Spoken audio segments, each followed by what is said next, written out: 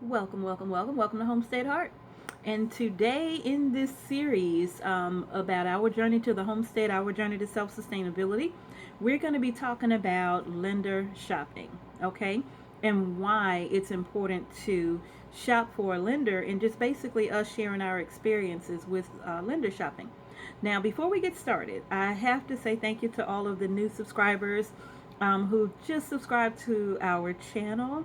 Thank you to all of our existing subscribers, our subscribers who will be clicking that subscribe button today, and those who will be subscribing in the near future. We certainly appreciate your support. And those of you who are not aware, we are on a journey to getting 1,000 subscribers. Yes, we are. So if you haven't done so already, go ahead and click that subscribe button. All right, to get right into our journey to the homestead, our experience with, lender shopping. Actually, I'm going to probably do another video on the daymares of choosing a lender, because we've had some experiences that were just it's going to be too much to put in this video. Some of them were funny and some of them were absolutely unbelievable. Okay, so we'll be sharing that with you too, because man, choosing the right lender is priceless. Okay, all right, so let's get started. I went over in the previous video about the loan, and one of the things I forgot to mention about the qualifications, or the things that they're probably going to request from the loan, whether it's USDA rule development or FHA 203K or any loan, they are going to ask you for your bank statement. So I forgot to mention that in the previous video. If you haven't watched it, I'm probably going to put the link here in one of those places. But there are going to be some requirements that they ask for. The lender's going to request when you are applying for a home loan, and bank statements definitely is one of them. And I think you're going to need 2 months of bank statements from your bank, and they are going to want to know where, they're going to want to see where any money that's being deposited into your account, they're going to want to see where it came from. Okay, and they may also ask for you to have a certain amount of money in your savings account that you've been putting in there for closing. Some of these lenders will require that the funds have already been in your account for a minimum of 60 days, okay? And that way, by the time you get to closing, it will have been in your account for at least 90 days. So you want to, if you haven't done so already, go ahead and start putting money into your savings account, and don't just make cash deposits. It needs to be they need to be able to source where the money came from. So whether it's money coming from employment or your spouse's employment, whatever, it needs to be able to be sourced. They need to be able to look into your account, your regular checking account, and see where that money came from originally when it was deposited. Okay? So keep that in mind. All right, so now let's move on to lender shopping. Why it's important to choose the right lender. Depending upon the type of loan that you're getting, for example, with us, we were going with the FHA 203K loan. And with that loan, there are lenders who have never had any experience with that loan. And if that's the case, then you absolutely positively don't want that lender. Some of them will say, I've never done it, but we do it. I've never done it, but we can try. Don't do that. Okay?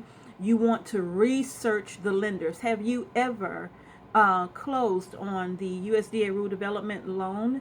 Have you ever closed an FHA 203K loan? How many? Were you successful? What was your average closing time on these properties? You want to find that out, because if not, a lender who has no experience with the type of loan that you're getting can literally derail your home buying process. I mean, it can literally be a train wreck to the point where you don't even get your home. It can be that bad if they don't know, and I know that to be true. Okay, so choosing the right lender is important. You want to ask the right questions. Like I just said, have you done this kind of loan before? Do you have experience? How many have you closed before? You want to ask, what are your fees? What are your lender fees?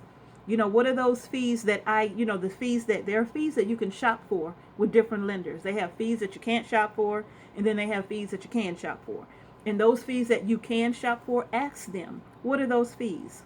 How expensive are your fees as it compared to other lenders? And they might say, well, we don't know what other lenders. Okay, well, if you don't know, just give me an idea of what your fees are and how I can calculate those fees based upon the loan amount that I am looking to get.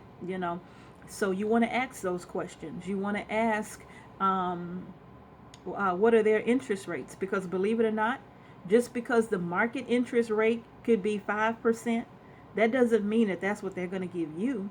And I've had that experience too. Some of them will say, well, right now it's 5.5%. The market closed today, and this is what the interest rate is. But then I had a lender the day before who said, no, this is the rate. This is what our rate is. And I'm trying to figure out, well, what's the difference between your market and their market? Why is their rate more expensive than your rate? So that's something you want to be aware of. What are their fees? And the main thing, are you experienced? And hey, do you do this in-house? Or do you shop the loan out to somebody else? Because some lenders, especially with the FHA 203K, some of the lenders in the banks, they do all of their documentation, whether it be underwriting, financing, everything. They'll do it in-house. And others have to shop it out to somebody else, making it a third party, which can also delay your closing. So you want to ask those questions. Do you do all of this in-house, or do you have to get a third party? Do you have to get a third party involved? So those are other questions that you want to ask. Look up their reviews. What are other people saying about them online? Look up their reviews. See what their reviews are. I've had an experience with a lender, and I'm going to get into that in the next video. I've had an experience with a lender that the previous company that they were with, and I'm not going to say their name, they had terrible reviews. And they had recently started not recently, maybe within the last year, they started a new company under a completely different name. And it just so happened that during my research, my husband always says, when I give her something, or when she gets to that computer and she's, like a mad scientist trying to figure things out, So when I started really digging deep into this company, I found out that they were previously or formerly known as this company, and they had gotten into some serious trouble with the government because of predatory loans, predatory lending, and incorrectly incorrectly creating documents or something. It was not good, but they changed their name and started a brand new business under a different name, legal entity, completely opposite of what it was. And I'm like, okay, so they have a different name, but these are the same people.